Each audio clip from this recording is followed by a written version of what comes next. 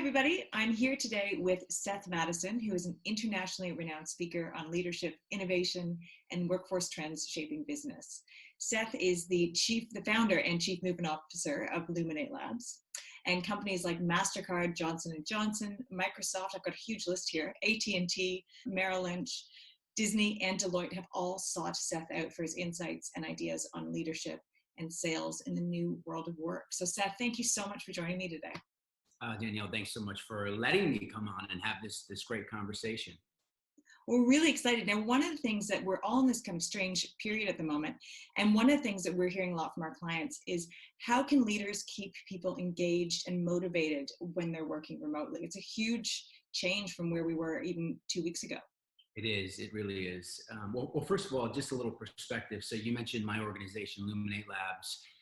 We have one very specific mission with our work pre sort of this new reality that we're living in, and that was to help leaders prepare for the future of work.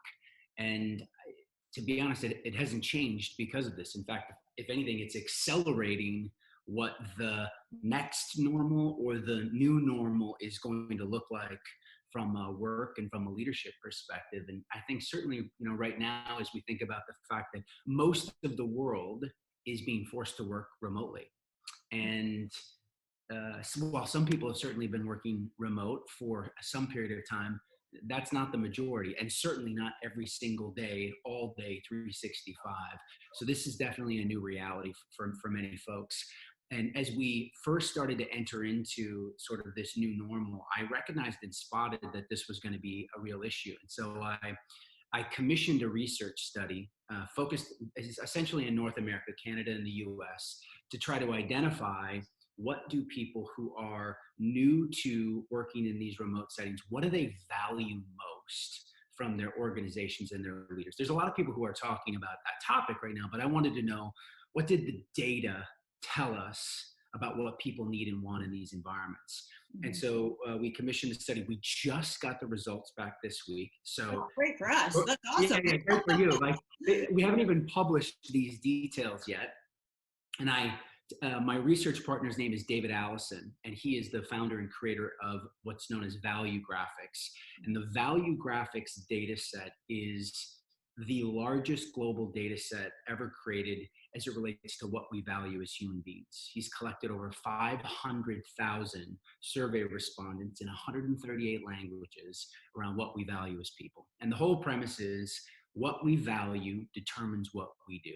And we know that from a neuroscience perspective of where values live in the brain, for one question it asks when we decide what we're going to do is, does this align with my values? So if we know what people value, we can really lean into being able to get them to change and take action. So we deployed this and we looked at what do people value most in these settings. And we were specifically looking at people who had the title of manager and director in their title. So these are sort of your frontline leaders inside of organizations. Mm-hmm. And what we found is that at the very top of the list, the number one thing that they valued was relationships. And so not necessarily family was actually number 3, which was a little bit interesting, but just relationships in general. And so you think about now when we're in this new virtual setting for the very first time, and we're disconnected from people, how important the idea of relationships is going to be. And we'll come back full circle as to specifically what can we do around that. The second thing that this group valued most was financial security. And so we think relationships, financial security, and then their family came in number 3. And number 4 on that list was professional development opportunities to learn and grow. So we've got relationships, financial security, family, opportunities to grow. That's interesting. Then we asked them a question around love, wish, and hate. What do you love about your work environment? What do you hate about this work environment? And what do you wish was different?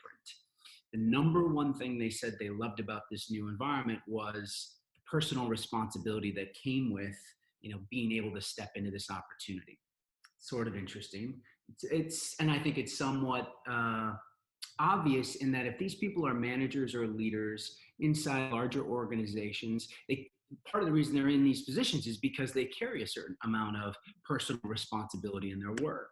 What they hated, and this was very interesting, what they hate and what they wish What they hated most was the lack of visibility, that now I'm not seen. So you think about how that plays out, right? Yeah. These are people who, it's not that they're politically motivated, but it's that, I'm a manager, I'm a leader, I'm probably trying to grow and move up in my career, build relationships and influence, and now I'm not seen. And the thing that they wished most, and this was way off the chart, was acknowledgement. So they're worried and hating the fact that they're not seen. And the number one thing that they wish was to be acknowledged. So let's sort of encapsulate just briefly 3 things someone can do right now to really engage and create high performance in a virtual team. First and foremost, the most important thing that leaders have to do with their people virtually is the only time values get trumped is when we're operating in a state of fear. So if we look at the neuroscience of it, values, right? It's the neocortex is asking, does this align with our values? The only time that gets shut off is if we're operating from our reptilian part of the brain, which is in fight, flight, or freeze.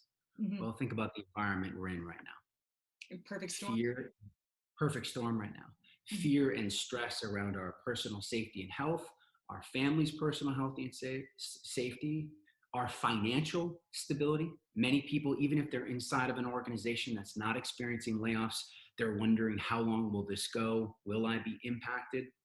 What's the organization's response to this? So the first and foremost, the number one thing leaders have to do is you have to be able to create confidence in the future of the organization and for the future of that individual, right? So to be able to speak to them in terms of, clearly, here's how we're going to navigate through this crisis moment.